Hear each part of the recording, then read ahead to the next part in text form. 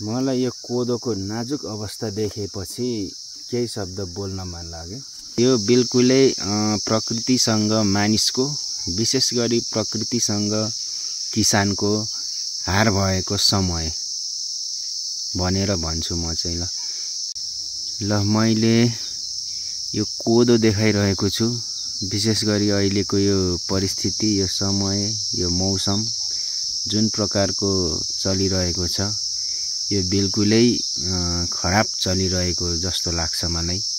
किनभने अहिले हामी नेपालको सन्दर्भमा विभिन्न भूभाग अनुसार, तराई, पहाड, हिमाल, विभिन्न भूभाग हावापानी अनुसार विभिन्न प्रकारको बाली नाली लगाएर चाहिँ अहिले उठाउने समय हो, काट्ने समय हो, घर भित्राउने समय हो।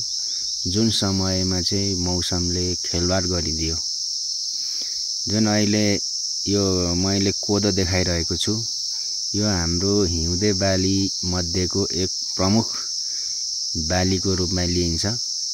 विभिन्न प्रकारको बाली नाली मध्ये हामी चाहिँ विशेष प्राथमिकता कोदोलाई दिन्छौँ र कोदो रोपेर अहिले चाहिँ ठ्याक्क पाक्ने समय जस्तो हो। 2-4 दिन, अबको 2-4 दिन घाम लाग्यो भने यो कोदो पाक्ने अवस्थाको हो। तर उल्टो भइदियो, समय उल्टो भइदियो।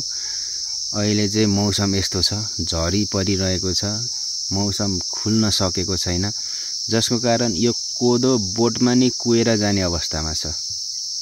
हेर्दा नै यो कुइने तर्खरमा छ। ल यो यस्तै हो, 2-4 दिन यस्तै मौसम यस्तै रहिरहने हो भने यो कोदो लगायत यो कोदोको सिङ्गै बोट, नल भनिन्छ, नल ठाउँमै कुएर खेर जाने अवस्था छ।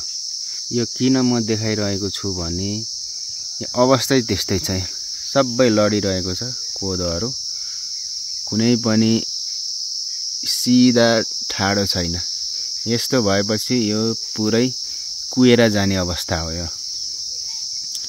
अब के भन्ने खै, आशा गरौँ अब मौसम सुधार होस् र उपयुक्त वातावरण मिलोस्। यो हेर्दा एकदमै सामान्य देखिन्छ। पानी पर्यो, हावाहुरी चल्यो, कोदो ढल्यो, सक्यो। तर त्यो होइन।